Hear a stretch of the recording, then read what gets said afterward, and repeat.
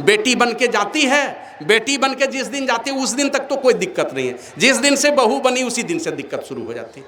माने बेटी रूप में माँ बाप विदा तो बहुत बढ़िया करता है, जिस दिन से बहू बनती है उसी दिन से गड़बड़ी हो जाती है।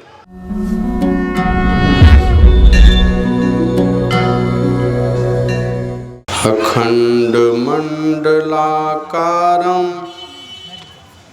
व्याप्तं येन चराचरं तत्पदं दर्शितं येन तस्मै श्री गुरुवे नमः। अज्ञानतिमिरान्धस्य ज्ञानाञ्जनशलाकया चक्षुरुन्मीलितं येन तस्मै श्री गुरुवे नमः। त्वमेव माता च पिता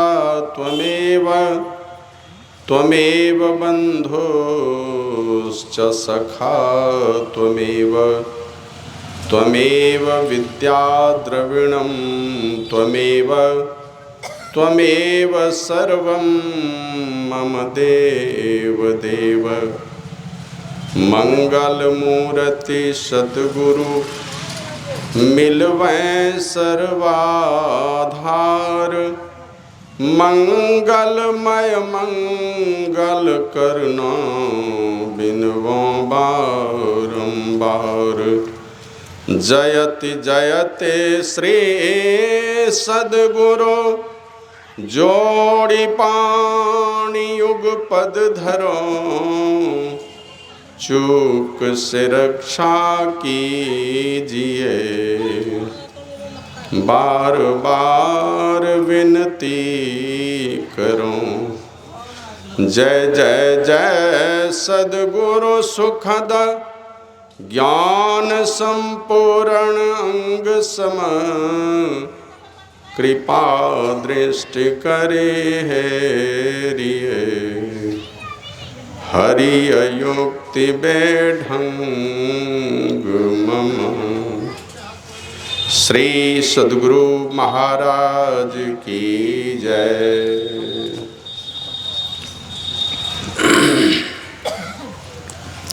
सर्वत्र विराजमान परमात्मा स्वरूप विश्व वंदनीय 20वीं सदी के महान संत, जगत उद्धारक, परम पूज्यपाद आराध्य देव, मोक्षदाता सद्गुरु महर्षि में ही परमहंस जी महाराज के त्रैलोक पावन युगल पाद पंकजों में मैं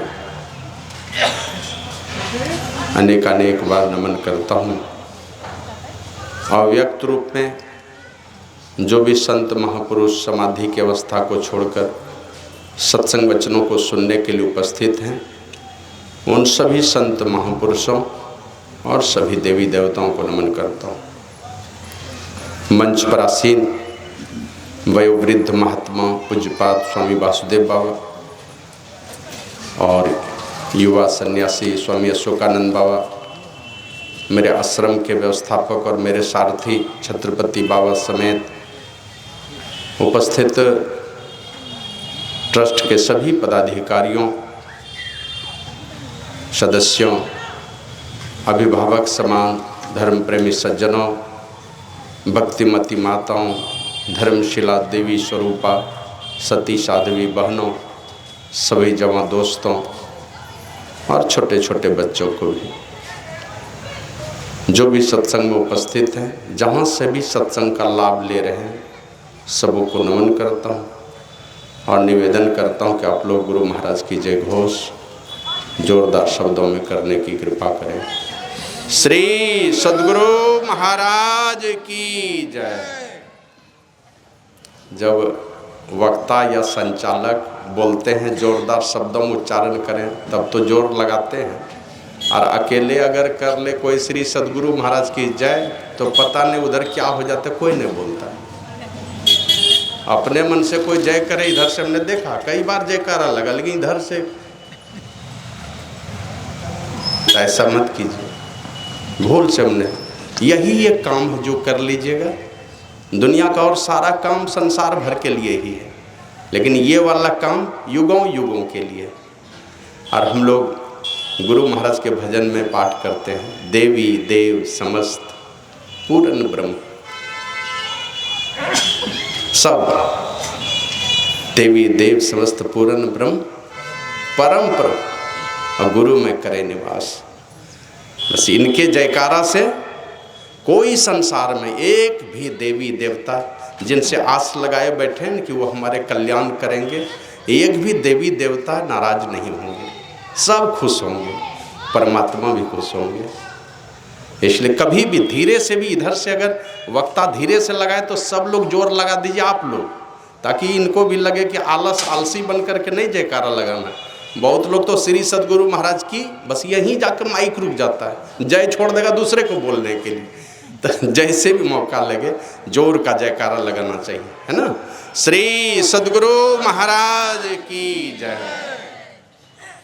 एक छोटा सा भजन सुनाता हूँ, फिर समय तो बहुत हो चुका है मस्त मन कहाँ तू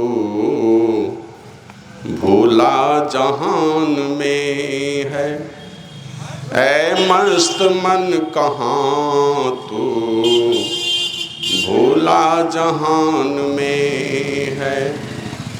वह जिन्स क्या जिसे पा फूला गुमान में है, वह जिन्स क्या जिसे पा फूला गुमान में है, ऐ मस्त मन कहाँ तू भूला जहान में है। सारा समा है फानी यही जिस्म की कहानी, सारा समा है फानी यही जिस्म की कहानी, है चंद जिंदगानी जो सरेआम में है चंद जिंदगानी जो सरेआम में है, ऐ मस्त मन कहाँ तू भूला जहान में है। धोखे में तुम पड़े हो ज्यों रेग में मिरग हो, धोखे में तुम पड़े हो ज्यों रेग में मिरग हो, किस्मत को खो रहे हो ऐसा यकीन में है, किस्मत को खो रहे हो ऐसा यकीन में है। ऐ मस्त मन कहाँ तू भोला जहान में है, वह जिन्स क्या जिसे पा फूला गुमान में है। मत रंज दिल में आनो रब ही अमन है जानो, मत रंज दिल में आनो रब ही अमन है जानो, मिलता उसे है मानो रहबर की रहम में है, मिलता उसे है मानो रहबर की रहम में है। मुर्शद सुखन को मानो खिदमत कदम में ठानो, मुर्शद सुखन को मानो खिदमत कदम में ठानो, इशक में सिदक को आनो शाही सबाब में है, इशक में सिदक को आनो शाही सबाब में है। ऐ मस्त मन कहाँ तू भोला जहान में है, ऐ मस्त मन कहाँ तू भोला जहान में है, वह जिन्स क्या जिसे पा फूला गुमान में है, वह जिन्स क्या जिसे पा फूला भूला गुमान में है। श्री सद्गुरु महाराज की जय। धर्म प्रेमी सज्जनों, धर्मशिला माताओं एवं देवियों, अभी हम लोगों ने संत स्तुति और गुरु विनती के पश्चात श्री रामचरितमानस का पाठ सुना।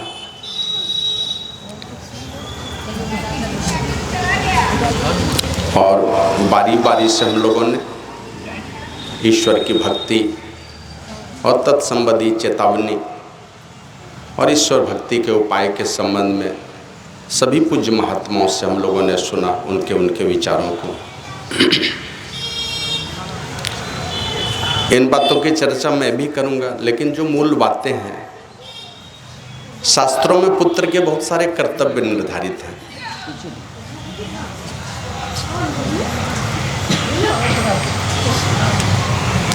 श्री सद्गुरु महाराज की जय। तो आप लोग जानते हैं भगवान श्री राम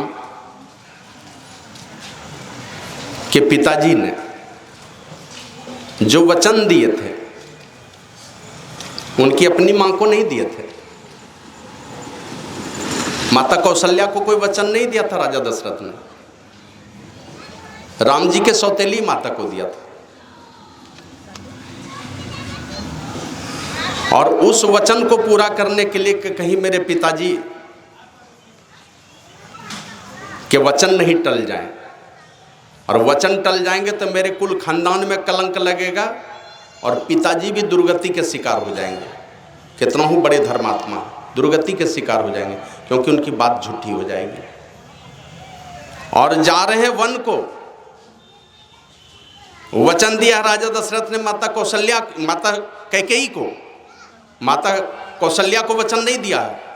और उस वचन को पूरा करने के लिए जा रहे हैं। और सुबह सुबह जैसे सुमंत सारथी बुला करके लाते हैं, पहली मुलाकात माता कैकेयी से होती है। पिताजी को भी देखा बेहोशी की अवस्था, मूर्छा की अवस्था में पड़े हैं। और उस स्थिति में जो क्या कहते हैं, अपनी आपा खो देता है, पागल हो जाता है, मर जाता है। अगर ऐसी कोई घटना घट जाए हम लोगों के जीवन में कि राजा बनने वाले हैं और हमें 1-2 दिन के लिए नहीं, 14 वर्षों के लिए वन जाना पड़ रहा है। हम लोगों ने देखा कुछ बड़े बड़े महापुरुष संत मत से चले गए, जो दोहरा करके उनके पार्थिव शरीर का दर्शन होगा कि नहीं होगा, लोग उनको देखने के लिए नहीं आए। ऐसे ही महात्मा हैं हमारे यहाँ, नहीं आए थे। बड़े बड़े महापुरुष गए, पूज्य संत सेवी बाबा गए, शाही बाबा गए, दल बहादुर बाबा गए, देखने नहीं आए। अब पता था कि दोहरा के नहीं देख पाएंगे। भगवान श्री राम जा रहे हैं वन को, माने कैसी विकट घड़ी है, बनने वाले हैं राजा, जाना पड़ रहा है वन। और उस स्थिति में जैसे लगता है कि बहुत बड़ा कोई पूंजी, बहुत क्या कहते हैं, बेशकीमती कोई चीज़ मिल गया हो प्रभु श्री राम को।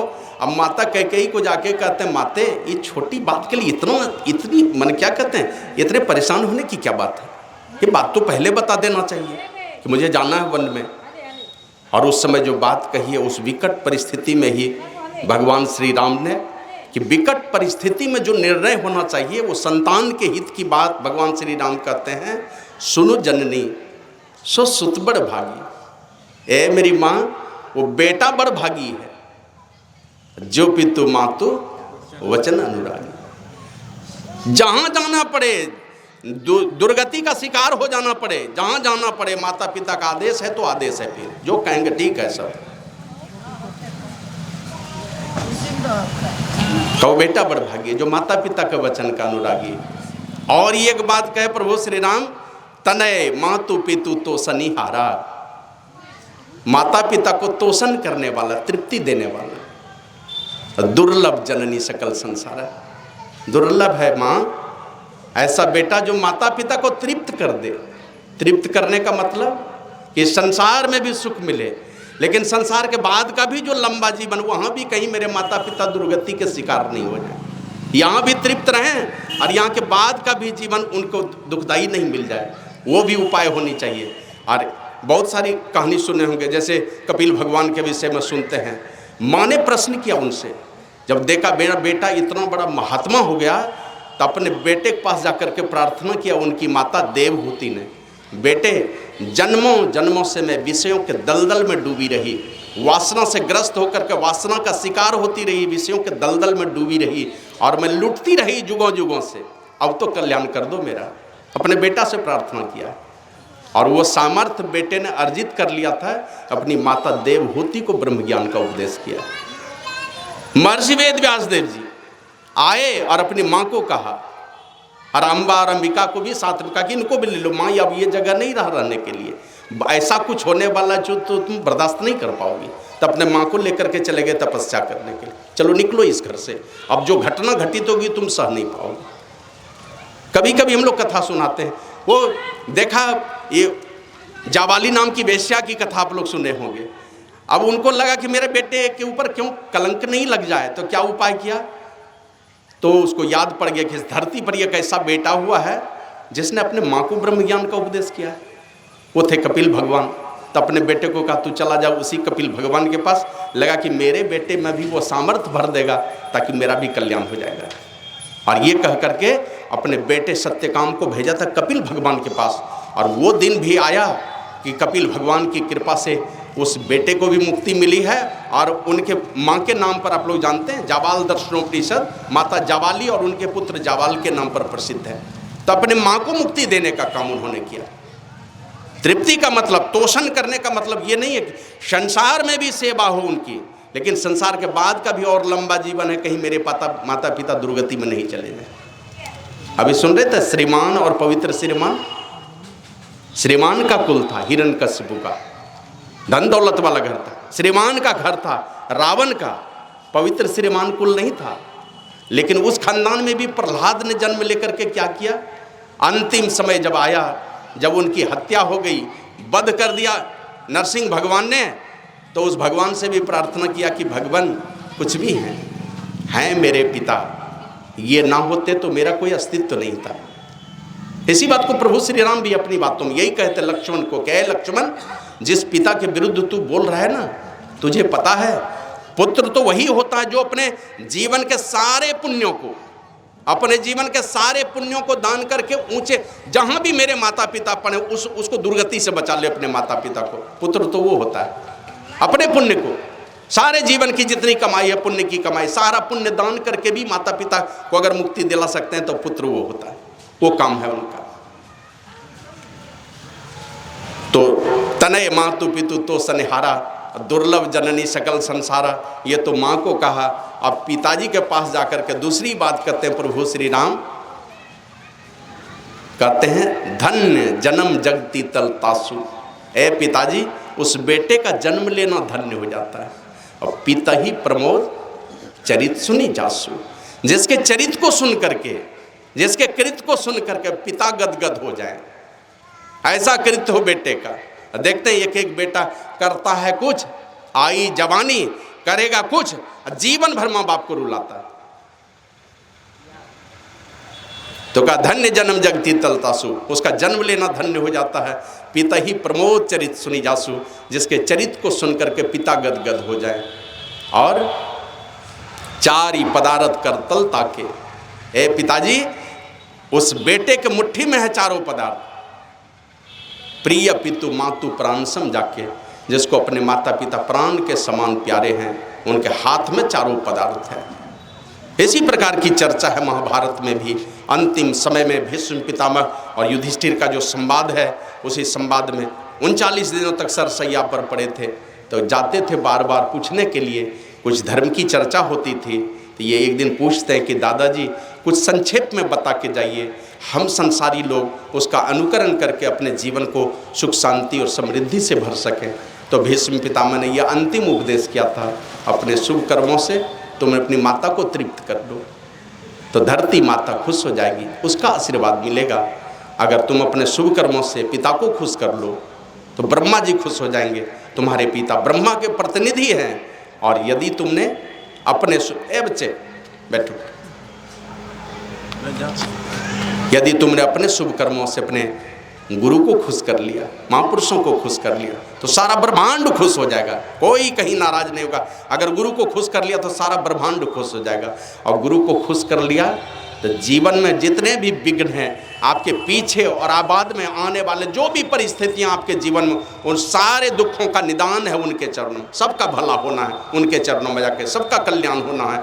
एक भक्त अगर पैदा हो गया संतों के चरणों में, अपने प्रेम को जोड़ लिया, तो उनके जीवन में पहले और बाद में आने वाली जो भी विपरीत परिस्थितियां होंगी, उन सारे परिस्थितियों का निराकरण उन महापुरुषों के चरणों में हो जाता है। तो इसी प्रकार की भावना लेकर के माता पिता जहाँ भी हैं, जिस जगह भी हैं, उनका भला हो, सद्गति उनको प्राप्त हो, सुख शांति और समृद्धि का जगह मिले, स्थान मिले, पवित्र स्थान मिले, पवित्र श्रीमान मिले। बार बार ये सत्संग का आयोजन करा करके उनके मुक्ति के निमित्त ये सारी बातें हैं। लेकिन सारी बातें की ये सारा कल्याण, एक बात जो एकदम दृढ़ता के साथ अभी बताई गई, बार बार चर्चा की गई, आया बारी मथे घृत होय बरु, सिकता ते बरु तेल, बिनु हरि भजन न भवतरिया। यह सिद्धांत अपेल, एक अपेल सिद्धांत है, यह अटल सिद्धांत है।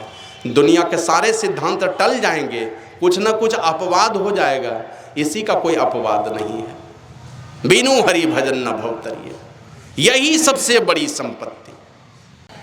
सनकादिक मुनि के विषय में आप लोग चारों भाई कहाँ चले गए? एक दिन चले गए विष्णु लोक, और वहाँ गए, रोक दिया किसी ने, जय विजय ने रोका, द्वारपाल थे, रोक दिया तो दुर्गति क्या हो गई दोनों की? राक्षस योनि में 3 जन्म के लिए चले गए। और विष्णु भगवान के द्वारपाल एक बात बोल दी, वो चारों क्या कहते हैं, नागा बाबा जी चारों बाल रूप में, चारों ने कह दी चला जा तू राक्षस योनि में, तो चला गया राक्षस योनि में, बन गया।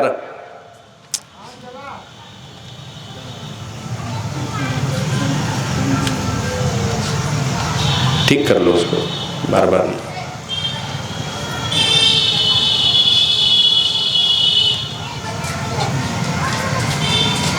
श्री सद्गुरु महाराज की ती सामर्थ्य उनके अंदर में कि तू यहाँ ये विष्णु भगवान के लोक में तू कहाँ से आ गया? तू तो राक्षस जोनी में रहने लायक है, तो एक वचन से राक्षस जोनी में चला गया। ऐसे सामर्थ्यवान लोग। देवर्षि नारद के विषय में बहुत सारी घटना सुनते होंगे। ये घटना तो ऐसी है, जा रहे हैं, एक जवान बालक को, जवान लड़के को देखा, चारों तरफ मांस ही मांस, जानवर की हड्डियां ही बिखरी पड़ी हैं जहां तहां, और उस बीच में बैठा है एक बालक, सब तरफ से दुर्गंधी आ रही है। और नारद बाबा उधर से ही चले जा रहे थे। बोला ये तुम कर क्या रहे हो? बोला कुछ भी कर रहा, देख लो यहाँ। वो देखता कि सब जगह नर कंकाल जहां तहां बिखरे पड़े हैं। लोग कहते हैं ना 9 मन जनेऊ जमा करके रखा था। अब 9 मन जनेऊ जो जमा करके रखा था, अब सोच लीजिए वो कहाँ रहता होगा, कहाँ डेरा डाले होगा। अभी तो 2-4 अगर कहीं किसी का सफाया कर दे तो छिप छिप करके चलता है। और जो इतने लोगों की हत्या किए हों, वो उन्हीं के बीच में लोग डर से ही नहीं जाता था उधर। और वो देवर्षि नारद उधर गए, भेजा कि अरे ये सब जो कुछ भी कर रहे हो, क्यों करते हो ये सब? आए हो किस लिए? कर क्या रहे हो? आए हो राजहंस बनकर, क्या गिद्ध की संगति ले लियो? राजहंस मने हम लोग परमात्मा की भक्ति रूपी मोती चुनने के लिए हम लोग राजहंस बनकर के, मनुष्य बनकर के आए हैं, और गिद्ध बने हुए हो, नीच नीच काम करते हो, लोगों को दुख देने का काम करते हो, गंदे के ढेर में बैठे हुए हो। जाके पूछ तो लो कि जो कुछ करते हो कोई तुम्हारे पाप का भागीदार बनेगा? उसको लगा कि पता नहीं ये भागेगा, तो अपने को कहा नहीं विश्वास है तो किसी पेड़ में बांध दो, लेकिन तुम पूछ करके आओ, क्योंकि तुम्हारी बड़ी दुर्गति मैं देख रहा हूँ, बड़ी अनिष्ट आने का। मैंने क्या कहते हैं, ये शरीर तो नहीं रहेगा, और इसके बाद जब दुख के दिन तुम्हारे शुरू होंगे तो बड़ी रोओगे तुम। बहुत तरह की बातें कह करके वो घर भेजा। सब लोगों से पूछ के आया कि कोई पाप का भागीदार नहीं बनने वाला है। तो ला करके इनको पेड़ से खोला, और तब उनको कहता है कि आप हमको रास्ता दिखाइए, क्या करना चाहिए जो हमारे मन में शांति आएगी। तो शांति का रास्ता देवर्षि नारद ने बता दिया, और परिणाम क्या आया? वही लड़का आगे चल करके महर्षि वाल्मीकि के नाम से विख्यात हो गया। ये सामर्थ्य था उनके अंदर में। माता सावित्री की कथा आप लोग जानते हैं, जिसके जीवन में माता पिता के कहने पर अपने मन से ब्याह किया, लेकिन जिस लड़के को चुना तो पता चला देवर्षि नारद समझा रहे हैं कि तुम वर बदल लो, तुम विधवा हो जाओगी, बदलो तुम, ये तुम्हारे जीवन में बड़ी दुख आने वाला है। तो बोला अच्छा देखा जाएगा। तो उन्हीं की कृपा का सहारा लेकर के मैंने अपने गुरु की कीर्ति को भी दुनिया में बढ़ा दिया और दिखा दिया कि गुरु की कृपा से क्या कर सकता है लोग। यमराज के घर से अपने पति को लौटा करके लेके चला आया, 100 बेटे की माँ बनी और हजारों वर्ष तक सत्यवान इस धरती पर राजा रहा। तो ऐसे सत्यवान देवर्षि नारद, अनेकों कथा। और फिर उसके बाद कहते हैं इसके अलावे भी अगर कोई ब्रह्म विचार में प्रवीण महापुरुष अगर कोई हुए हैं ब्रह्मज्ञानी, तो कागभूषुंडी जी कहते हैं ए गरुड़ जी, शिव अज सुख सनकादिक नारद, जे मुनि ब्रह्म विचार विशारद, सब कर्मत खगनायक यह करिए राम पद। हाँ, परमात्मा के चरणों में, राम के चरणों में प्रेम होना चाहिए। कन कन में जो रमन करने वाले वो परमात्मा हैं, उनकी भक्ति करनी चाहिए, उनके चरणों में प्रेम करना चाहिए। लेकिन हमारे गुरु महाराज कहते हैं कि अगर प्रेम करना चाहते हो जिस परमात्मा से, प्रेम करने के लिए क्या करना पड़ेगा? कहते हैं तहाँ जाओ जहाँ प्रगट मिले हुए, ले चलो अपने। ऐसे बातों बातों में प्रेम होने वाला नहीं है, प्रगट में जब तक नहीं मिल जाएंगे तब तक वो असली प्रेम नहीं होगा। तो तहाँ जाओ जहाँ प्रगट मिले हुए, तब जानो है स्नेह, और स्नेह बिना नहीं भक्ति होती है। कर लो साचा नेह, सच्चा नेह करो, वहां ले चलो अपने आप को। नहीं ले चलेंगे तो परिणाम क्या क्या आने वाला, बहुत सारी बातें, कुछ अनहोनी बातें, ये क्या कहते हैं सारे ब्रह्मज्ञानी महापुरुष कुछ अनहोनी बातें बतलाए हैं। क्या क्या अनहोनी बातें, तो सामने सब चर्चा किया। श्रुति पुराण सदग्रंथ कहाई, रघुपति भगति बिना सुख नाही। का ये ब्रह्मवादी लोग ही नहीं कहते हैं, वेद पुराण और सारे सदग्रंथ कहते हैं बगैर परमात्मा की भक्ति के जीवन में सुख नहीं मिलने वाला है। चाहे लाख उपाय कर लीजिए और अपने दुखों के निदान का बहुत सारा उपाय करते हैं, लेकिन अंततः परेशानी ही हाथ आती है, दुख का निवेरा तो होता नहीं है। जब भी दुख का निवेरा होगा वो परमात्मा की भक्ति से होगा। और इसके लिए कुछ अनहोनी बात की चर्चा करते हुए कागभूषुंडी जी कहते हैं, चाहे कछुए के पीठ पर बाल जमावे, है ना, अभी देखते हैं विज्ञान बहुत प्रगति करता चला जा रहा है, और नहीं है सर पर बाल तो बाल क्या कहते हैं लगा लेते हैं, दांत नहीं है तो दांत लगा लेते हैं, सब चल रहा है। चर्बी सड़ जाए तो दूसरी क्या कहते हैं लीवर लगा लेते हैं, लीवर कहते हैं। उसी प्रकार हो सकता है कछुए की पीठ पर भी बाल जमावे, कोई वैज्ञानिक ऐसा निकल जाए कि उसके पीठ पर बाल जमने का कोई तरीका निकाल लें। विज्ञान बहुत तेजी से बढ़ता चला जाता। तो कमट पीठ जामही बरू बारा, अब बंधिया सुत बरू का हुई मारा। जब बंधिया को सुत ही हो जाएगा, वो बंधिया कैसे रहोगी? सुत हो गया तब तो माँ ही है, मन बंधिया को माँ संतान होने वाला नहीं। कहते हैं बंधिया सुत बरू का ही मारा, किसी बांझ का ही बेटा किसी को मार डाले। ये सारी अनहोनी बातें हैं। और फूल ही नभ बरू बहुविधि फूला, बहुत प्रकार के फूल फूले आसमान में, जीव न लह सुख हरि प्रतिकूल। राम से विमुख रहकर, परमात्मा से विमुख रहकर, जो दुखों का हरण करने वाले हरि हैं, उनसे विमुख रह करके कोई सुख नहीं पा सकता। और इसका एक परिणाम और आप लोग जानते होंगे कि जब रावण का वध कर दिया प्रभु श्री राम ने, शरीर पड़ा है, आंख नोच के कोई ले गया, ये आंख नोच के कोई ले गया, बड़ा बड़ा बाज आए तो बांह नोच के ले गया। माने उनके शरीर की दुर्दशा पूरी हो गई उनके मर जाने के बाद। माता मंदोदरी को जब पता चला कि मेरे पति नहीं रहे, तो वो आई थी देखने के लिए। और जब अपने पति के मुर्दा शरीर को देखा ना, तो माता कौशल्या, ये माता मंदोदरी ने दुनिया की सारी माताओं को एक संदेश दिया था, राम विमुख अस हाल तुम्हारा। के मेरे स्वामी, तुम्हारी जो ये दुर्दशा हो रही ना, ये राम से विमुख रहने के कारण। राम विमुख अस हाल तुम्हारा, और रहान को कुल रोवनहार। माने तुम्हारी दुर्दशा तो हुई ही हुई, खानदान में भी कोई रोने वाला नहीं रहा। परमात्मा की भक्ति नहीं करें, बड़ा उल्टा परिणाम। और शास्त्र तो यही बतलाता है कि दुनिया के सारे पापों का प्रायश्चित हो सकता है, कुछ न कुछ निदान निकल जाए, लेकिन ये वाली जो पाप है ना, परमात्मा की भक्ति नहीं करने वाली पाप का, इसका कोई प्रायश्चित नहीं, बड़ी दंड है। बाबा कबीर तो कहते हैं, जपना है तो जप लेर बंदे, आखिर तो मिट जाएगा। कहे कबीर सुनो भाई साधो, मिटेगा तो मिटेगा ही, और बच करके जाएगा कहाँ का? अंतिम का तक करनी का फल पाएगा। अभी आज़ादी है करने की, परमात्मा की भक्ति नहीं करेंगे, अभी जैसे तैसे किसी भी तरह अपने जीवन गंवा भी लिया, बिता भी लिया, लेकिन बड़ा ही दुखद परिणाम आपके जीवन में आने वाला है। फिर आगे काकभूषुंडी जी कहते हैं,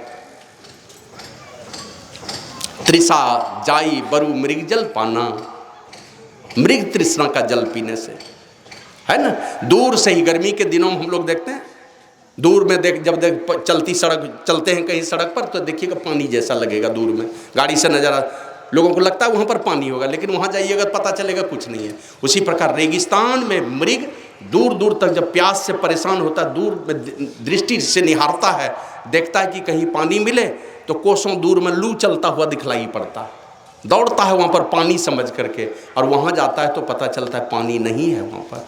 फिर उलट के दूसरी दिशा में देखता है, उधर भी देखता है, तो उसी प्रकार लू ही दिखलाई पड़ता है, और उसको पानी समझ करके फिर दौड़ चल लगाता है, लेकिन वहाँ जाने के बाद भी पानी नहीं मिलता, और वह हिरण प्यासा मर जाता है।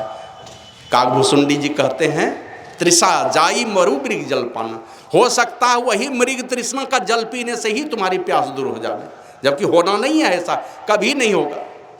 अरे पानी के बदले में तो छोड़ दीजिए, आप बर्फ खा करके भी प्यास नहीं बुझा सकते हैं, घी पी करके भी नहीं प्यास बुझा सकते हैं। मृग तृष्णा तो जल ही नहीं, वो तो लू है, लू, वो कहाँ से प्यास बुझने वाली है। लेकिन काकभूषुंडी जी कहते हो सकता है ये भी हो जाए।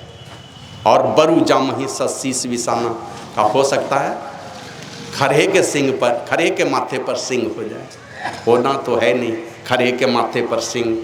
और इतनी कठिन कठिन बातें कहते हुए, सारी अनहोनी बातें हैं। तृषा जाई बरु मृग जल पाना, बरु जामहि ससीस विसाना, और अंधकार बरु रवि ही न सावे। अभी सुन रहे थे ना, रा का पति सोड़स वही, आदरणीय मास्टर साहब बता रहे थे, रा का पति सोड़स वही, तारागण समुदाय, सकल गिरिंदव लाइए, बिनु रवि रात्रि न जाए, बिना सूर्य के रात्रि नहीं जाएगी। और काकभूषुंडी जी कहते हैं, हो सकता है रात्रि ही सूर्य का नाश कर दे, अंधकार बरु रवि ही न सावे, राम विमुख न जीव सुख पावे। जब तक हमारे जीवन में सुख नहीं है, अगर कहीं से भी त्रैतापों से हम दग्ध हैं, इसका मतलब है कि हम राम के सम्मुख नहीं हैं, राम से विमुख हैं। हमारे दुख का यही एक कारण है। जब जब हमारे जीवन में दुख के झंझावात उठते हैं, इसका मतलब है कहीं न कहीं हम राम से विमुख हैं। और उसका एक ही उपाय है, अगर विमुख हैं, राम की विमुखता ही हमारे जीवन में परेशानी का कारण है। राम की सम्मुखता, ज्यों ज्यों हम उनकी निकटता प्राप्त करते चलेंगे, ज्यों ज्यों उनके निकट होते जाएंगे, धीरे धीरे ये सारे दुख के थपेड़े मिटते जाएंगे, सब मिटते जाएंगे। और आगे कहते कहते कहते बारी मथे घृत होई बरु, और एक बात, हिमते प्रगट अनल बरु होई, विमुख राम सुख पावन कोई। ओले और पाले से ही अग्नि प्रगट हो जावे, ये अनहोनी बातें हैं, लेकिन इतना होने के बाद भी बिना परमात्मा की भक्ति किए हम सुख नहीं पा सकते। और ये एक अटल सिद्धांत बतलाया, बारी मथे घृत होई बरु, पानी को मथने से घी हो जाए, है ना। अभी बहुत चीज़ से घी हो रहा है, आप लोग जानते होंगे, बहुत चीज़ से घी बन रहा है, हमारे आपके घर में आ रहा है, और ज़्यादा हिंदू लोग पसंद करते हैं उसको, है ना। जितने जानवर कत्ल खाना में जितना जा रहे हैं, जितना आंतड़ी निकलती है उनकी ना, जितनी चर्बी है, सब चर्बी को भट्टी में पका करके वो 100-150 रुपया किलो में आता है घी, पूजा वाला घी देखते हैं ना, और उसी का चलता है पकवान, खूब लंगर छकता है लोग। तो काकभूषुंडी जी कहते हैं, हो सकता है पानी को मथने से घी हो जाए। और हम लोग तो थोड़े थोड़े दिन से सुन रहे, धान के भूसा से तेल निकलने लगा। काकभूषुंडी जी कहते हैं, हो सकता बालू पेरने से ही तेल निकल जाए। लेकिन बिनु हरि भजन न भवतरिय, जब तक परमात्मा की भक्ति नहीं करेंगे, इस संसार सागर को तर नहीं सकते। बार बार जन्मना और मरना, और त्रैतापों से दग्ध हो करके, बिलख बिलख करके, रो करके इस दुनिया से जाना, और फिर इस संसार में आना, ये होता रहेगा जब तक हम परमात्मा की भक्ति नहीं करेंगे। हमारे गुरु महाराज कहते हैं, परि जन धन सारा, सुत विथ दारा, नहीं आवे को काम, निज तन छुट्टी जावे, काम न आवे, यह जग धुप को धाम, और सब विषय पसारा। भव की जारा या मैं नहीं आराम, अब प्रभु केवल सांचा अरु सब कांचा, भजो प्रभु को प्रति आम। सबका विनाश विनश जाना है, यही एकमात्र सच्चा है, यही विनाश नहीं होने वाला है। इन्हीं के चरण शरण में जाकर के हम उस अविनाशी सुख को प्राप्त कर सकते हैं। अभी हम लोग भजन के माध्यम से सुन रहे थे, गुरु महाराज का भजन सुने हम लोग। कौन सा भजन सुना रहे थे? आओ वीरो मर्द बनो, जेल तुम्हें तजना होगा, मन निग्रह के समर क्षेत्र में सन्मुख फिर डटना होगा। और अंत में आया अंतिम बात, जगत जेल को इसी युक्ति से सुन में ही तजना होगा। इस जगत जेल को तजना चाहते हैं, आवाजाही से बचना चाहते हैं। जब तक आवाजाही है तो यही सारे दुखों का सरदार है। जन्मेंगे मरेंगे तो दुनिया के सारे दुख झेलते रहेंगे, और है ही ऐसा संसार। इस जब जब आए हमारे गुरु महाराज तो कहते हैं, यह परदेसवा काल को बेसवा, जो रे आवे दुख पाई। अभी सुने कि नहीं, परसों 40 साल का सन्यासी छोटू बाबा, स्वामी धीरेन्द्र बाबा, 40 साल का महात्मा चले गए। डॉक्टर रामबदन सिंह के विषय में गुरु महाराज कहते थे, पहला आदमी था, बढ़िया डॉक्टर थे, गुरु महाराज को गाय दिए, बड़ी कीर्ति हुई। उस समय सब जय जयकार होने लगा। गुरु महाराज को गाय दिया है ला करके कुप्पा घाट में, चारा भी देते थे, गदगद थे वो। और गुरु महाराज बोले दीक्षा लेकर के थोड़ा थोड़ा ध्यान कीजिए। तो बोले बेटा मेडिकल कॉलेज में पढ़ रहा है, बस एकदम लास्ट सेमेस्टर है, निकलेगा और क्लिनिक थमा देंगे, दिन रात आप ही की सेवा में लगे रहेंगे। गुरु महाराज को ही पढ़ा दिया, अब बीचे में चले गए। पेट में दर्द उठा, वही गए दुनिया से। छन छन पल पल समय सिरावे, नर्तन दुर्लभ फिर नहीं पावे। धन जन परिजन सहित अपनतन, सब छाड़ी जइयो काम न अंत आवे। सब छोड़ करके ये परिजन, धन, कर, कुटुंब, रिश्ते नाते सब चले जाएंगे। अंतिम निज तन छूटी जावे, यह भी छूट जाने वाला है। और देखते हैं ऐसी परिस्थिति जीवन में आती है। एक घटना घटी जीवन में, दूसरे दिन से हम पंगु हो गए, बेकाम हो गए, ऐसी घटना घट जाती है। आई कोई बीमारी, गए हॉस्पिटल, 1-2 दिन हॉस्पिटल में रहे, अपनी सारी खूबसूरती हॉस्पिटल के कूड़े में फेंक करके चले आए, बदसूरत हो गए। एक दिन कभी हमने चर्चा की थी, मच्छर की आयु पढ़े लिखे लोग जानते हैं, क्या दिन? 3 दिन, मैक्सिमम है 6 दिन मच्छर की आयु। अंडा, लार्वा, प्यूपा, और वहाँ से मादा, ये क्या कहते हैं, वयस्क मच्छर। और 6 दिन में लाख लाख बच्चे पैदा करके चले जाते हैं। अब बीच में किसी के हाथ के नीचे आ गया तब तो 1-2 दिन में ही चला जाएगा वो। यही आयु है। अब ब्रह्मा जी की आयु 1000 चौकड़ी बीतने पर, माने 1000 सतयुग त्रेता द्वापर कलयुग बीतता 1 दिन होता है। मच्छर को ब्रह्मा, अब ब्रह्मा को मच्छर से भी तुच्छ बना सकते हैं परमात्मा। अगर कृपा हो जाए तो मच्छर भी हो जाएंगे ब्रह्मा, और कृपा से विमुख हो गए तो ब्रह्मा के पद से नीचे उतर के चले जाएंगे, यहाँ पर मच्छर भी बन जाएंगे, उससे भी नीची योनि में जा सकते हैं। तो अस विचारी तजी संशय राम ही भजे बिरमीन, ऐसा विचार करके जो बुद्धिमान चतुर प्राणी होते हैं वे परमात्मा का भजन करते हैं। और यही सारी बातें, जो भी संत आए संसार में, सब लोग, सारे महापुरुष, सारे शास्त्र इसी बात की दुहाई देते हुए, यही बात के गवाही दे करके सारे संत महापुरुष यही कह करके गए हैं। हमारे गुरु, हम लोग बहुत सारे संतों को पढ़ते हैं, लेकिन जो हमारे गुरु महाराज हुए उनकी बहुत सारी बातों को, बहुत कुछ हम सारे सत्संगी लोग जानते हैं।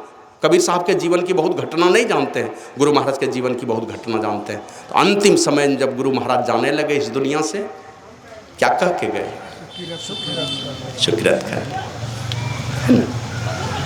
रहिए संसार में, संसार में बढ़िया काम करें, संसार के लोग जय जयकार करेंगे, आपको आशीर्वाद देंगे, आपके भले की सोच रखेंगे लोग, है ना।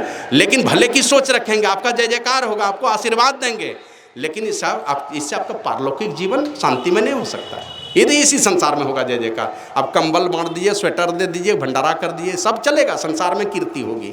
लेकिन इसके बाद का जो जीवन है, इसके बाद के जीवन को सजाने के लिए गुरु महाराज का नाम सुमिर ले को जाने कल की। बाबा कबीर कहते हैं, दिन 10 नैहरवा खेली लेनी सासुर जाना हो, एक तो अंधेरी कोठरी जा में दिया न बाती हो, बहियाँ पकड़ी जम ले चले कोई संग न साथी। आ रहा है वो दिन, धीरे धीरे जवानी बीती और धीरे धीरे जवानी को भी पार कर जाने के बाद भी लगता है कि शायद अभी भी बहुत शक्ति है, लेकिन देखते देखते देखिए पता भी नहीं चलेगा, बीच में झटका दे देगा आपके शरीर में, लगे एक ही दिन में सब पावर कहाँ चला जाएगा पता नहीं लगता है। आज से 10 वर्ष पहले जो जवान लोग, आज से 10 वर्ष के पास जो पहले जो आपके पास सामर्थ्य थी वो सामर्थ्य नहीं है। धीरे धीरे क्या कहते हैं, आपका मन भी क्या कहते हैं डगमगाना शुरू हुआ, शरीर बल भी जवाब देने लगा। ये सारी दुखद परिस्थिति सबके जीवन में आती चली जा रही है। दौड़ लेते थे कहीं पर, अभी 2 मिनट दौड़िएगा दम फूलना शुरू होता है। छत पर चढ़ते हैं, हमको लगता है आधा से अधिक आदमी का दम फूलता होगा शहर में रहने वाले का। यही तो हमारे शरीर की स्थिति रह गई है। तो इसी बीच में जैसे जैसे शरीर कमजोर होता चला जा रहा है, बस आंतरिक यात्रा की गति बढ़ानी है। और दोनों बात गुरु महाराज का रोज दिन हम लोग स्तुति प्रार्थना में गाते हैं, श्री सद्गुरु की सार शिक्षा याद रखनी चाहिए और अटल श्रद्धा प्रेम से गुरु भक्ति करनी चाहिए। और मृगवारी सम सब ही प्रपंचन, संसार के जितने प्रपंच है ये सारे मृगवारी के समान है। माना पानी नहीं है, पानी जैसा लग रहा है वो मृगवारी है। मृगे को जैसे लू के माना लू में ही पानी का भ्रम होता, उसी प्रकार मृगवारी सम सब ही प्रपंचन, और विषय जितने विषय सब दुख रूप है, दुख का दलदल है। विषय जो दुख का दलदल है, और निज सूरत को इनसे हटा प्रभु में लगाना चाहिए। जोड़ के रखिए, बराबर निकाल करके जतन करके उस पर परम प्रभु परमात्मा में जोड़ करके रखिए। और यही जोड़ने के लिए जो संत महापुरुष आए, बाबा के वीर तो कहते हैं जिन जिन मन आलस किया जन्म जन्म पछताए, और आलस नहीं किया तो भक्ति निशे नी मुक्ति की संत चढ़े सब धाए। दौड़ दौड़ करके भक्ति रूपी सीढ़ी पर चढ़ गए वो, मुक्ति के महल में चढ़ने के लिए भक्ति रूपी सीढ़ी पर सवार हो गए। तो जो आलस करेंगे तुम मुक्ति रूपी सीढ़ी महल में आप प्रवेश नहीं करेंगे, भक्ति रूपी सीढ़ी पर चढ़ेंगे नहीं। और अगर संतों के चरणों में जाएंगे, वो आपकी आंतरिक यात्रा की गति को बढ़ाने का संदेश हमेशा दे करके गए। हमारे गुरु महाराज कहते हैं नित्य सत्संगति करो, बनाए रोज करो, बाहरी सत्संग करो, लेकिन बाहरी सत्संग करके ही न रहना, आंतरिक सत्संग भी होना चाहिए रोज दिन। अंतर बाहर द्वय विधि भाई। दूसरे भजन में प्रार्थना करते हुए गुरु महाराज कहते हैं अंतर बाहर भक्ति कराइए, दीजिए आत्मज्ञान, अनात्म द्वैत से बाहर कीजिए, यही विनती नहीं है। तो दोनों प्रकार की, और ये बाहर पवित्रता का आचरण करते हुए, मधुर व्यवहार रख करके पवित्रता का आचरण करते हुए, खान पान की शुद्धि रखते हुए हो पवित्रता में बरतिए, और पवित्रता में बरतते हुए बाहरी सत्संग करके आंतरिक सत्संग की प्रेरणा लेकर के अंतर साधन में जुटिए। और यही अंतर साधन करने के लिए सारे संत महापुरुष की चेतावनी है, बिना अंतर सत्संग के हमारी भक्ति की यात्रा अधूरी है। बाहरी सत्संग में फंसे रहेंगे, बाहरी भक्ति में फंसे रहेंगे, भक्ति की यात्रा पूरी नहीं होने वाली है। तो इस भक्ति की यात्रा हमारी पूरी हो, इसी के लिए हमने एक भजन गा करके सुनाया, ए मस्त मन कहाँ तू भूला जहान में है, वह जिन्स क्या जिसे पा फूला गुमान में है। ए मेरे मन, ए मस्त वाले मन, कहाँ भूले हो संसार में, कौन ऐसी वस्तु तुमको मिल गई है जिसके गुमान में फूले हुए। हमारे पास जो परिस्थिति है, ऐसी परिस्थिति तो बहुतों को मिली, बहुतों को। अभी देखिए हरिद्वार में यही शायद 2 साल हो गया, माने क्या कहते हैं उनको निवर्तमान शंकराचार्य थे वो, मैंने शंकराचार्य बनाया, विद्वत समाज ने नहीं स्वीकार किया, बोले नहीं हमको तो विदेश जाना पड़ता है, और शंकराचार्य समुद्र लांघ नहीं सकते, समुद्र लांघेगा तो ब्राह्मण के पंक्ति से बाहर हो जाएगा वो। तो क्या कहते हैं जो शंकराचार्य होते थे, जो बड़े सिद्ध महात्मा होते थे, वो कभी समुद्र नहीं लांघते थे। हमारे गुरु महाराज समुद्र नहीं लांघे कभी, तो वो समुद्र नहीं लांघ माने क्या कहते हैं शंकराचार्य बनेंगे तो समुद्र लांघना पड़ेगा। तो बोले आज शंकराचार्य मैं नहीं रहूंगा। तूती बोलती थी। अवधेशानंद गिरी के गुरुदेव हुए स्वामी सतमित्रानंद गिरी जी, करोड़ों अरबों की संपत्ति, बड़े बड़े नेता, क्या कहते नेता अभिता, कौन दंडवत बंदगी नहीं बजाते होंगे। गए वही मिट्टी में दफन हो, सारी की सारी चीजें धरी की धरी रह गई। वो दिन आए, इसके लिए आवश्यकता है कि हम आंतरिक यात्रा की शुरुआत करें, बाहरी भक्ति में ही केवल उलझ करके नहीं रह जाए, और आंतरिक भक्ति में वही यही गुरु महाराज चेतावनी देकर ये कहते हैं, ए बाबा साहेब स्वामी जी महाराज, ए मस्त मन कहाँ तू भूला जहान में है, वह जिन्स क्या जिसे पा फूला गुमान में है। सारा समा है, क्षमा मतलब होता नजारा, सारा नजारा धोखा है, धोखा फानी मन नासवान है सारा नजारा, सब मिटेंगे, ये धन, ये जौवन, ये जवानी कुछ नहीं रहने वाली, सब धीरे धीरे बिनस जाएगी। सारा समा है फानी और यही जिस्म की कहानी, इस जिस्म की भी वही कहानी है, ये भी नासवान है चंद जिंदगानी जो सरे आम में है। सारा जहान जानता है कि थोड़े दिनों की जिंदगानी है, इसलिए कहते हैं धोखे में तुम पड़े हो जो रेग में मिरग हो, और किस्मत को खो रहे हो ऐसा यकीन में है। अपने किस्मत को खो रहे, संसार के मृगवारी को देख करके जो तुम लुभाए हुए हो ना, ये तुम धोखे में पड़े हुए हो। इसलिए कहते मत रंज दिल में आनो और रब ही अमन है जानो, रंज मत लाओ। संसार के जो भी परिस्थितियां आपके जीवन में आई, इससे दुखी मत होइए। एक आदमी कोई आ गया एक महात्मा के पास, और वो महात्मा जी जब भी कुछ बोले ना तो गुस्सा आ जाए, न गाल मुँह फुला के चुपचाप बैठ जाए। तो पूछते थे भाई काहे गाल मुँह फुला? नहीं कोई बात नहीं, बात है, लेकिन वो गाल मुँह फुला के बैठा रहे। तो पूछे भाई काहे तुम गाल मुँह फुला करके बैठे रहते हो? नहीं कोई बात नहीं। तो पूछा यहाँ जो आए हो तुम, इसके पहले तुम क्या करते थे? यहाँ आने के पहले मेरी शरण में जो आए हो, इसके पहले क्या करते थे? तो बोले पहले रामलीला में काम करता था। तो रामलीला में कभी कोई डांटा फटकारा? बोला हाँ डांटता फटकारता तो था। कभी डांट फटकार ही सुनने को और कुछ हुआ? बोला डांट फटकार, रोज मार खाता था, रोज पिटाई होती थी रामलीला में। कहा उसो क्यों? कहा कि हम लोग बंदर भालू का रोल करते थे, और राक्षस लोग जो आता था ना बड़ी पिटाई करता था। तो कहा गुस्सा लगता था? नहीं गुस्सा तो नहीं लगता था। कि जब वहाँ पिटाई होती थी, रामलीला में काम करते तो वहाँ पिटाई होती थी, गुस्सा नहीं लगता था? क्यों नहीं लगता था? कि वहाँ तो देखते थे रामलीला है, रामलीला है इसलिए गुस्सा नहीं लगता था। का उसी प्रकार इस संसार में भी अगर परमात्मा की लीला समझ लोगे तो नहीं पता चलेगा छोटी छोटी बातों से क्यों दुखी होते हो। श्री सद्गुरु महाराज की जय। तो कहते हैं मत रंज दिल में आनो और रब ही अमन है जानो। शांति का खजाना अगर कोई है वो परमात्मा, वहीं चल करके शांति मिलने वाली है। रब ही अमन है जानो और मिलता उसे है मानो। किनको मिलेंगे? वो शांति स्वरूप परमात्मा तो रहबर की रहम में है, जिस पर रहबर की कृपा हो जाती है, जिसकी रहबर की रहम हो जाती है, गुरु प्रभु की कृपा हो जाती है जिनके ऊपर, उनको परमात्मा मिलते हैं। इसलिए का मुर्शद सुखन को मानो और खिदमत कदम में ठानो। मुर्शद के सुखन को मानो। सुखन मतलब होता उपदेश, मुर्शद मन होता सच्चे सदगुरु का, उनके उपदेश को मानो। उन्होंने जैसा जैसा का बिना उनके उपदेश को माने, और उनके उपदेश मूल में बाहरी बातों को बहुत कुछ गुरु महाराज समझा करके बहुत बातें हैं। विविध नेम आचार जप तप तीरथ व्रत मख दानव सब कीजिए, सबसे भला होगा। बहुत प्रकार का जप, क्या कहते हैं, बहुत प्रकार का नियम आचार जप तप तीरथ व्रत लाभ नहीं है, से लाभ है, हमारे जीवन को पवित्रता देता है। बहुत प्रकार के नेम से चलेंगे, बहुत प्रकार का बढ़िया आचरण करेंगे, बहुत प्रकार का जप करेंगे, बहुत प्रकार से अपने शरीर को तपाएंगे, है ना, तीरथ करेंगे, दान करेंगे, यज्ञ करेंगे, सबसे हमारे जीवन में पवित्रता आती है। लेकिन कबहू सरवर ना करे जो ध्यान बन पलहू को।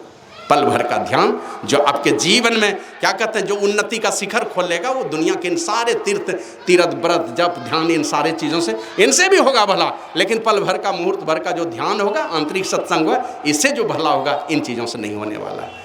तो इसलिए महापुरुषों की जुक्ति अपने जीवन में उतार करके भगवान श्री राम ने भी यही उपदेश माता सबरी को कहा। 4-5 प्रकार की भक्ति, बाहरी भक्ति बताया, लेकिन कहा कि सब कुछ करना प्रथम भगति संतन कर संगा, महापुरुषों के चरणों में चल करके, और वहाँ से यात्रा की शुरुआत होती है। तो ये काम महापुरुषों से जुक्ति सीख करके, उनके जुक्ति के मुताबिक खान पान की शुद्धि रख करके, और गुरु महाराज तो कहे हैं बहुत चीज़ खाने के लिए मना किए, दारू गांजा भांग अफीमा ताड़ी चंडू मदक कुकीना सहित तंबाकू नशा है जितने, तजन योग तज डारो तितने, और मांस मछलियाँ भोजन त्यागो, हमेशा सतोगुनी भोजन कीजिए।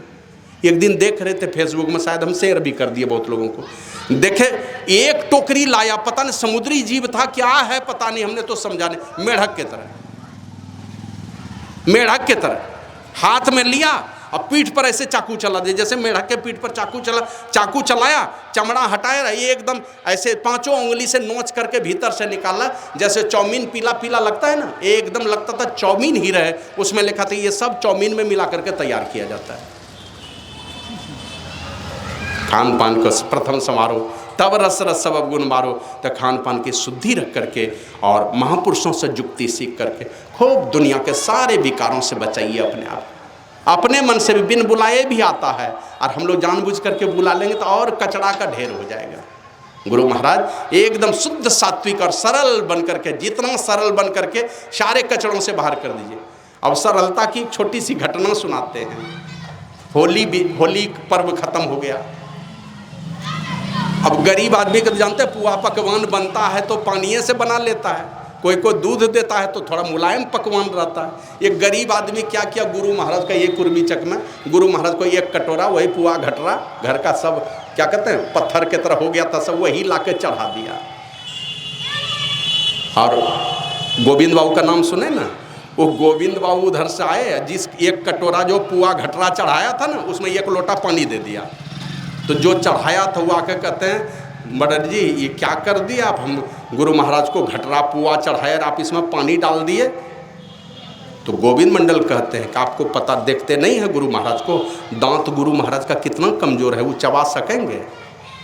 जबकि तस्वीर सजी है गुरु महाराज की, वहाँ पर चढ़ाया था। और गोविंद बाबू कहते हैं आपको नहीं दिखलाई पड़ता है कि गुरु महाराज का दांत एकदम कमज़ोर है, थोड़े चबा सकेंगे। पानी डाल दिए तो थोड़ा मुलायम हो गया ना, अब गुरु महाराज चबा लेंगे। तो सरल बन के भोली एकदम जितना भोला बना लेंगे। माता सबरी के यहाँ प्रभु श्री राम गए, अब हम लोगों को कोई जूठा देगा तो नहीं खाएंगे, लेकिन भाव में इतनी विभोर है कि खिला पिला ली, और खिलाने के बाद तब पूछती कहीं विधि स्तुति करो तुम्हारी, उन्हीं से पूछती है आप बता दीजिए। अब मैं नीच हूँ बहुत तरह की बात कह करके, माने इतना भोलापन है, ऊंचाई के शिखर पर जो चला जाता है सीधापन आ जाता है। रामकृष्ण परमहंस भागे भागे चले जाते थे माता शारदा के रसोई में, शारदा कुछ खिलाओ, पकौड़ी खिलाओ, ये खिलाओ। अब वो लगता था कितने बड़े महापुरुष आ रही है, क्या क्या खाना चाहते हैं।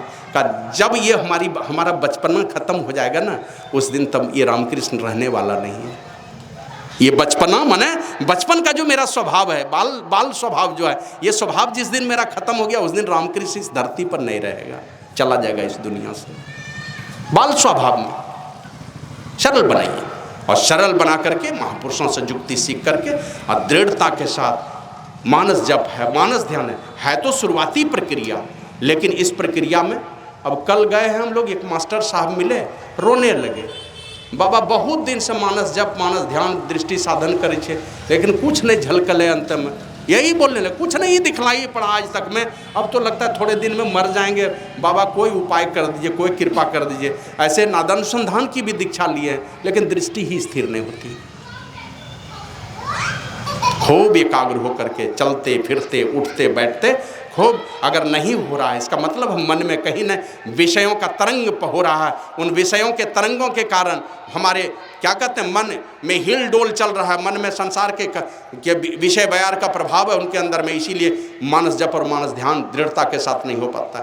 तो लजाइए शर्माइए मत कि हम बहुत दिन पहले दीक्षा ले लिए, क्या कहते हैं बहुत लोग हैं उम्र बढ़ते जा रहा, नहीं पढ़ने में तेज हो पा रहा है तो क्या करेगा, छिपाने से थोड़े तेज हो जाएगा, कोई न कोई उपाय ढूंढना चाहिए। तो गुरु महाराज कहते एकदम दृढ़ता के साथ ये मानस जप और मानस ध्यान कीजिए, और चल नहीं बनता है, ये दोनों नहीं हो पा रहा तो आगे की यात्रा बड़ी मुश्किल है। तो इन दोनों के एकदम खूब सजा दे दे करके, नहीं होता मन ही मन जब तो बोल बोल करके कीजिए, घंटों घंटों कीजिए, एकदम क्या कहते हैं उत्साह का वातावरण बनाइए, महोत्सव का वातावरण बना के 2 घंटा 4 घंटा जैसे अखंड रामायण पाठ करते हैं ना, घुसिए कमरे में, बोल बोल करके कीजिए, और सजा दीजिए मन को कि तुमको हम दूसरा काम करने नहीं देंगे, यही काम तुमको करना। ये नहीं बोल बोल करके 5 बार नहीं कर सकते, मन ही मन 100 बार कहाँ से कर लीजिएगा, 200 बार कहाँ से कीजिएगा, नहीं होगा। तो बोल बोल करके कीजिए, फिर उपांशु जप कीजिए, और अंतिम में क्या कहते हैं मानस जप कीजिए। और तब धीरे धीरे जब आदत लग जाएगी और मन भी समझ लेगा कि यही बार बार करता रहता, करवाता रहता है, दूसरा कोई काम करने नहीं देता है, मन आपका मान जाएगा। और ये काम में मन मान गया तो बा और गुरु की मूर्ति आप जैसे पुकारिएगा ना, राम को पुकारिएगा तो राम जी आ जाएंगे, कृष्ण को पुकारेंगे हो सकता आ जाएंगे, लेकिन आप अपने गुरु महाराज को पुकारिएगा तो नानी दादी आने लगती है, और किसी देवी देवता को पुकारिए तो हो सकता आ जाए, लेकिन गुरु को जैसे पुकारिएगा तो कोई तीसरे लोग आएगा जिसको हम कभी नहीं बुलाना चाहते हैं, वो भी आएगा, आपका जो दुश्मन है वो भी आने लगेगा जब गुरु को पुकारिएगा तो।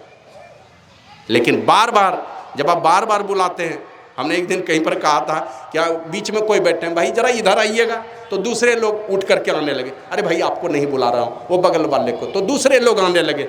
3-4 बार जब बोलते हैं तब लोग समझ जाते हैं बीच में जो स्वेटर पहना हुआ आदमी उसको बुला रहा है, तब वो आदमी उठ के आता है। तो उसी प्रकार बार बार कोई मूर्त आपके सामने में आएगा, लेकिन जब आप उस रूप को हटाते रहेंगे कि नहीं नहीं ये रूप तो नहीं चाहिए मुझे, हमें तो वही वाला रूप चाहिए जिस रूप को हमने खुले आँखों से देखा है, जिनके चरणों में हमारा प्रेम है, वही वाला रूप आना चाहिए मेरे सामने में। तो गुरु महाराज समझेंगे तो धीरे धीरे पहले धुंधला रूप आएगा और अंत तक वो स्वाभाविक रूप से आपके सामने में प्रकट हो जाएंगे। और वो अगर आए तो इसके बाद की यात्रा जो गुरु की मूर्ति हृदय बसाइए, बस गए, अब वहीं से आपकी क्या कहते हैं, जो इच्छा, मन ही निर्मल हो गया, तो निर्मल मन में क्या इच्छा होगी आप तो जानते हैं। जैसे वो रूप आया, गुरु महाराज लिखते हैं, सदगुरु रूप ही में धारत, काम क्रोध मद दो लोभ दहे, काम क्रोध आदि सारे विकारों का दहन हो जाएगा।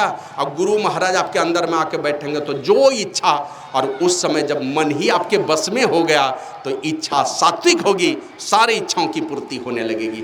तो दृढ़ता से मानस जप और मानस ध्यान करके यहीं पर स्थिर नहीं रहना है, यहाँ से आगे की यात्रा में कहते हैं इससे और सूक्ष्म साधन होना चाहिए। और इसके आगे सूक्ष्म साधन में गुरु महाराज कहते हैं, आओ वीरो मर्द बनो, अब जेल तुम्हें तजना होगा, मन निग्रह के समर क्षेत्र में सन्मुख फिर डटना होगा। इसके लिए गुरु पद धर कर ध्यान से शुरू, पहले गुरु पद का ध्यान कीजिए, मानो गुरु मूर्त का ध्यान कीजिए, और दृष्टि अड़ा दो सुषुम्न में। इसकी युक्ति है संतों के पास, हमारी दृष्टि सुषुम्ना में स्थिर होवे, नासिका के अग्रभाग में दोनों दृष्टि धारे गुरु की युक्ति से माने द्वादशांगुल पर स्थिर हो जावे, अंधकार मंडल के ठीक सामने के केंद्र में स्थिर हो जावे। तो गुरु महाराज लिखते हैं, आषाढ़ तम अति गाढ़ में नीचो पड़ीरी सूरती, उद्धार कर निज गुरु दयाले, हेर प्रभु प्रभु के बिंदु मूर्ति, प्रभु के बिंदु मूर्ति को हेरो, और दो नयन बीचों बीच सन्मुख एक टक देखत रहो। दृष्टि स्थिर है और ठीक सामने के अंधकार मंडल के केंद्र में उसकी युक्ति है संतों के पास देखने की, और उस युक्ति से दो नयन बीचों बीच सन्मुख एक टक देखत रहो।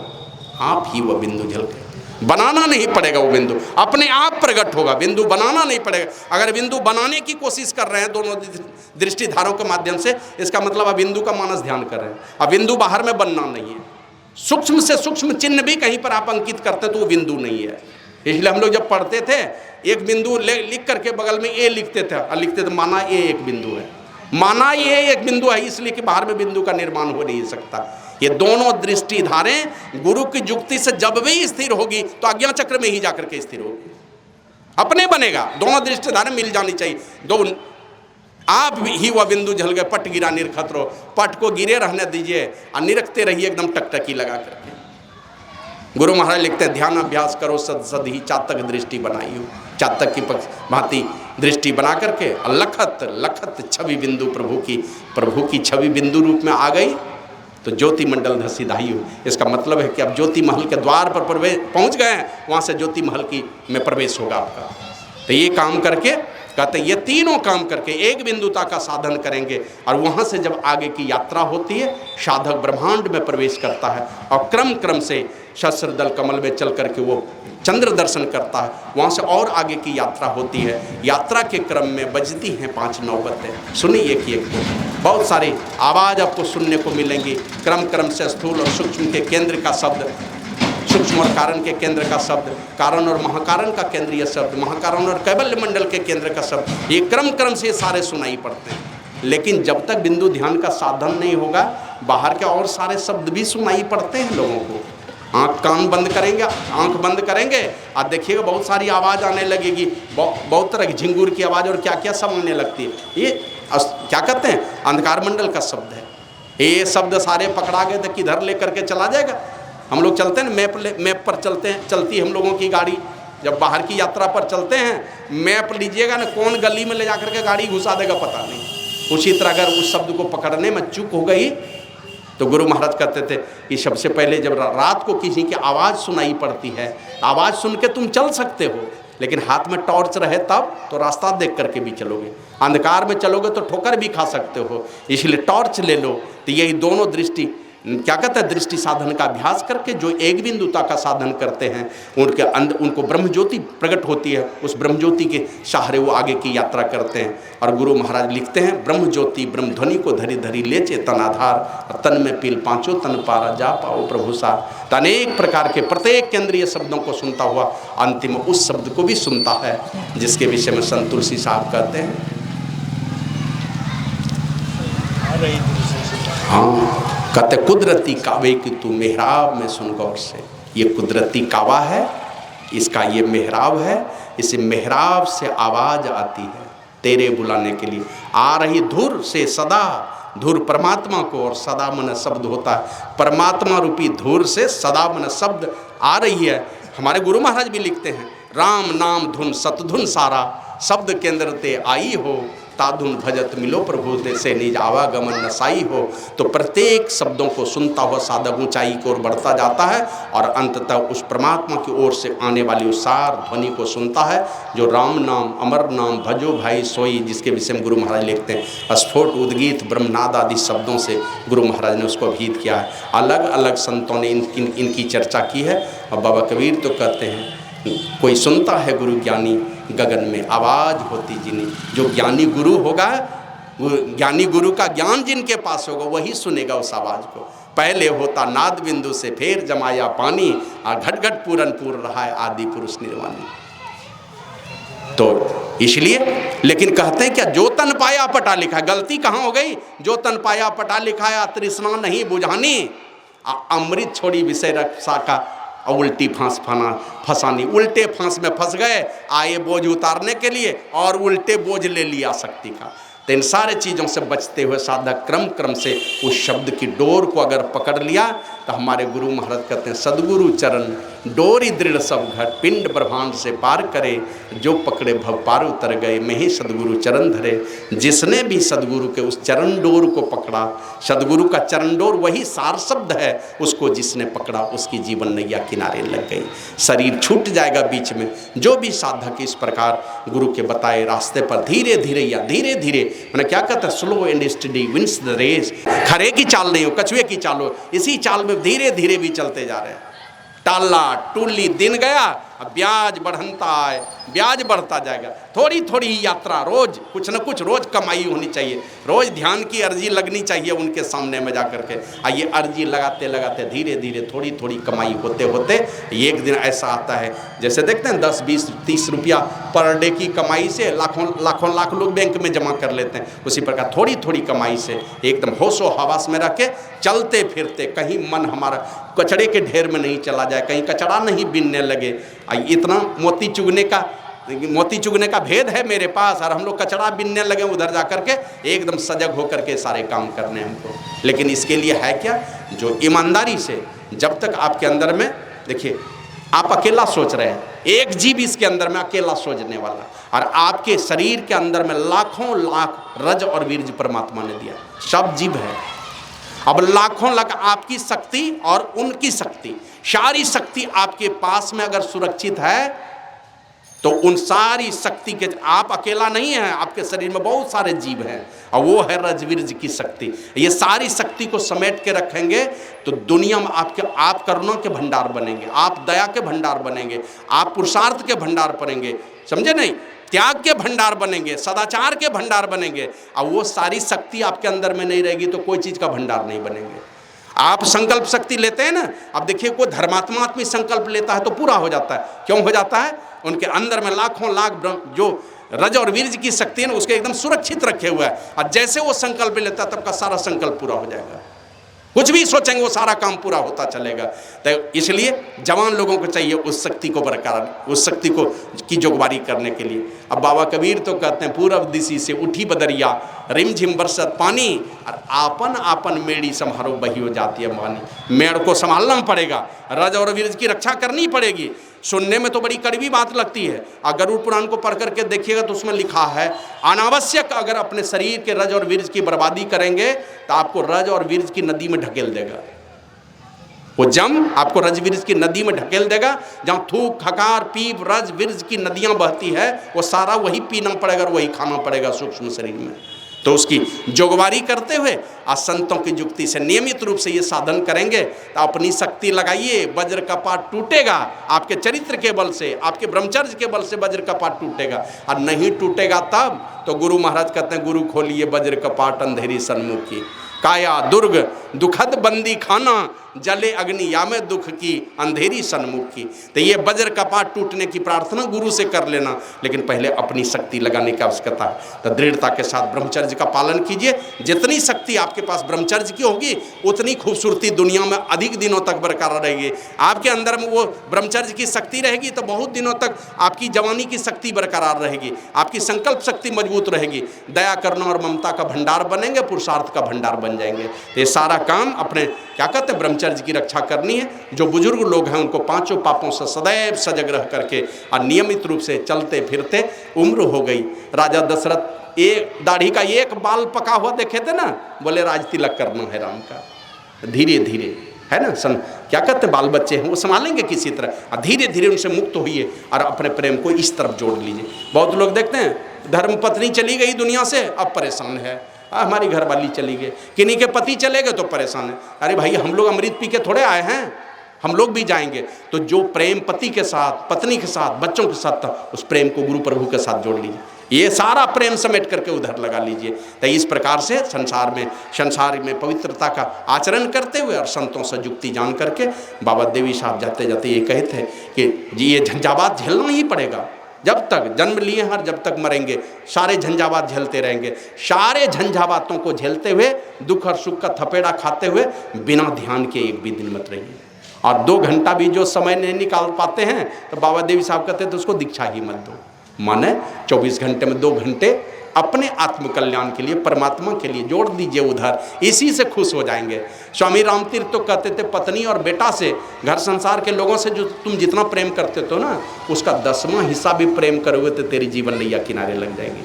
तो इस प्रकार चलते फिरते संसार में रहिए, पवित्रता का आचरण करते हुए बाहरी सत्संग कीजिए, लेकिन आंतरिक सत्संग का समय निकाल करके नियमित रूप से आंतरिक सत्संग कीजिए, ध्यान कीजिए। और जहाँ तक बन पड़े मधुर बोली, मधुर स्वभाव, घर में क्या कहते हैं प्रेम भरा आंगन हो जाए मेरा, तो उसके लिए है एकदम झुक करके, विद्या है हमारे पास में, सरल बन करके रहिए। तो हम लोगों ने एक संकल्प लिया है और वो यही संकल्प है कि गुरु महाराज के नाम से बड़ा लंगर चालू हो, अब वृद्धों के लिए एकदम निःशुल्क, माने सब दिन परमानेंट, जो जाएं तो उधर ही रह जाएं।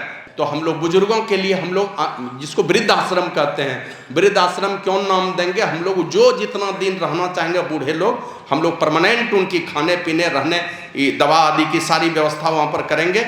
और उसके बाद जो हम लोग जो महात्मा देखते हैं ना, अभी निकल करके जाते हैं संत मत में, महात्मा बहुत बनते हैं, नए नए लड़के जाते हैं और संस्था में जाइए तो बचपन से उसको उसके लिए पढ़ाई की व्यवस्था है। हमारे यहाँ कोई पढ़ाई की व्यवस्था नहीं, MA PhD करके जाएगा, वही चलो कुदाली लो, वहाँ सब्जी उपजाओ, यही धंधा, पत्थर उठाओ, बोल्डर उठाओ, यही सारा काम है। पढ़े लिखे के लिए हमारे यहाँ संत मत में कोई काम नहीं किया, सब मैंने क्या कहते हैं सारी व्यवस्था हो सकती थी। और एक लज्जा वाली बात बतलाता हूँ, अभी राम मंदिर का प्राण प्रतिष्ठा हुआ ना, हुआ, संत मत से कुछ गया, श्री सदगुरु महाराज की जय। 7-8 महात्मा को निमंत्रण मिला, हमको लगता है खाली भोज खाने के लिए मिला था क्या? अरे गरीब आदमी के यहाँ से भी शादी में निमंत्रण आता है तो कुछ न कुछ चौंक देता है जाकर के। वो क्या कहते हैं जनकपुर से कितना डलिया आया होगा, बेटी के घर से, माँ सीता के नैहर से इतना इतना चीज भेजवा दिया। हमारे संत मत से क्या क्या गया?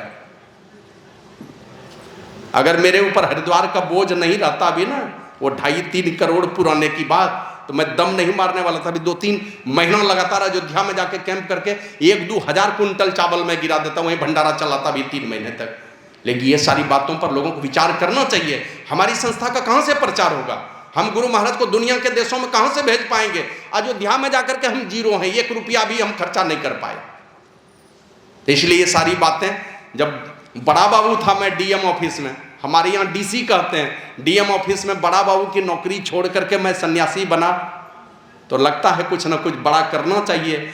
इसीलिए तो मेरे अंदर में प्रेरणा नौकरी चाकरी छोड़ने की। 2027 में हमारी रिटायरमेंट थी, 2009 में ही छोड़ दिया।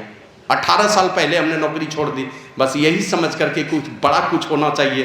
तो ये अभी देखते हैं हम लोग बीमार पड़ जाएंगे, न कुप्पा घाट के द्वारा व्यवस्था, न मनियापुर के द्वारा व्यवस्था, कोई महात्मा के द्वारा व्यवस्था नहीं है कि अगर हमको कुछ छोटा मोटा भी ऑपरेशन कराना तो कोई संस्था से कुछ दे देगा, नहीं है मेरे पास में।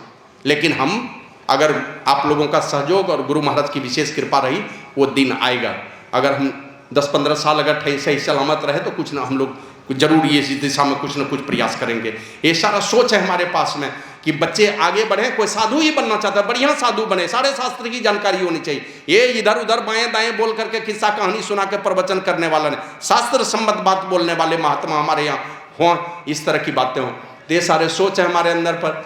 ये बढ़िया स्कूल चले, कॉलेज चले, कुछ ना कुछ चलना चाहिए। ये सारी व्यवस्था हो हमारे संत मत में। देश काल परिस्थिति के मुताबिक हमें इन बातों पर निश्चित रूप से विचार करना पड़ेगा, और नहीं तो हमारे बच्चे जाएंगे कॉन्वेंट में पढ़ने, जाएंगे मिशन में पढ़ने के लिए, और वहां पढ़ करके हे पिता हमारे जो स्वर्ग में है तेरा राज आवे, मिशन में जाके यही तो पढ़ने वाला है। तो इसलिए इन चीज़ों से अगर अपने बच्चों को बचाना है, अच्छे संस्कार डालने हैं, ऐसे संत सद्गुरु के चरणों में चलें और ऐसे संत सद्गुरु के का विशेष प्रचार प्रसार हो। हमारे इतने बड़े प्रसिद्ध महापुरुष जो जीते जी मुक्ति प्राप्त किए महापुरुष हैं, इनकी कृपा को खास करके आप लोगों ने तो बहुत निकट से देखा है, हमने भी देखा, बाद में जाना। आदरणीय रामकुंड बाबू को देखा तो बाद में पता चला ये गुरु महाराज के विशेष कृपा वाले लोग हैं। और लोगों पर भी कृपा है, लेकिन इस कृपा को तो बहुत सत्संगी ने अपने आंखों से देखा है। तो इतने बड़े महापुरुष हमारे हुए, असली प्राण देने वाले तो हमारे गुरु महाराज थे, ये सामर्थ्य उनके अंदर में थी। और ऐसे गुरु महाराज की अभी नवादा में अखिल भारतीय सत्संग हुआ, कितने लोग गए थे, जाके देख लीजिए। नवादा में प्रचार नहीं है, झारखंड के किस किस जिले में प्रचार है? हमारे अकेले गोड्डा जिले में 140 सत्संग मंदिर है, 140 एक जिले में। अब पूरे झारखंड मिला करके देखिएगा तो 50 आश्रम नहीं हुआ पूरे झारखंड मिला करके। तो इसलिए ये सारी बातें निश्चित रूप से ये इस पर विचार कुछ न कुछ होना चाहिए। तो एक बड़ा संकल्प भी है हम लोगों के पास कि अंतर्राष्ट्रीय केंद्र है हरिद्वार, वहाँ पर बड़ा लंगर का व्यवस्था हो, वृद्धाश्रम का व्यवस्था हो। बाद में आने वाले समय में और सारी चीज़ों पर हम लोग भी विचार करेंगे। इसलिए आप लोगों से मैं निवेदन करता हूँ, इसमें आप लोग बढ़ चढ़ करके, ट्रस्ट का अकाउंट है सदगुरु महर्षि में ही श्रद्धा सेवा ट्रस्ट, रजिस्टर्ड ट्रस्ट है। इस ट्रस्ट में आप लोग बढ़ चढ़ करके सहयोग करें। अब तक हमको लगता है 70 लाख का बचनदान अब तक में आया है। लोग डाल भी रहे हैं अकाउंट में पैसा, लोगों से मिल करके कुछ न कुछ बचनदान होते चला जा रहा है। और हमने निवेदन किया कि 1-2-3 महीने के अंदर में आप पैसा वगैरह दे दें। तो आप लोगों से भी निवेदन है 100, 200, 500 जो कुछ भी देने की इच्छा हो, लेकिन कम से कम जो 5000 देंगे तो हम लोग दोनों पति पत्नी का नाम संगमरमर के पत्थर में अंकित करेंगे दीवार में। बड़े जो लोग हैं वो 5000 पर आके नहीं अटक जाए। बड़े लोग बड़े सामर्थ्य के मुताबिक आप लोग बढ़ चढ़ करके दें, क्योंकि बड़े लोगों से बड़ा काम होगा, छोटे लोग तो छोटा ही कर पाएंगे। इन सारी चीज़ों पर आप लोगों से निवेदन होगा, मेरी करवद प्रार्थना होगी कि आप लोग बढ़ चढ़ करके, ये गुरु महाराज के बड़ी कीर्ति का काम है। आप लोग इस सोच में आप लोग भी अपनी सोच को जोड़ें तो निश्चित रूप से गुरु महाराज की कीर्ति के साथ हम लोगों की कीर्ति, आपकी भी कीर्ति 10, 20, 25 साल में हम लोग नहीं रहेंगे, चले जाएंगे इस दुनिया से, लेकिन ये कीर्ति जब शुरू हो जाएगी तो फिर रुकने वाली गाड़ी नहीं है, कोई न कोई आकर के संभाल लेगा। तो ये सोच लेकर के हमने ये बीड़ा उठाई, ये संकल्प लिया है। आप लोग उसमें बढ़ चढ़ करके सहयोग करें। श्री सद्गुरु महाराज की जय।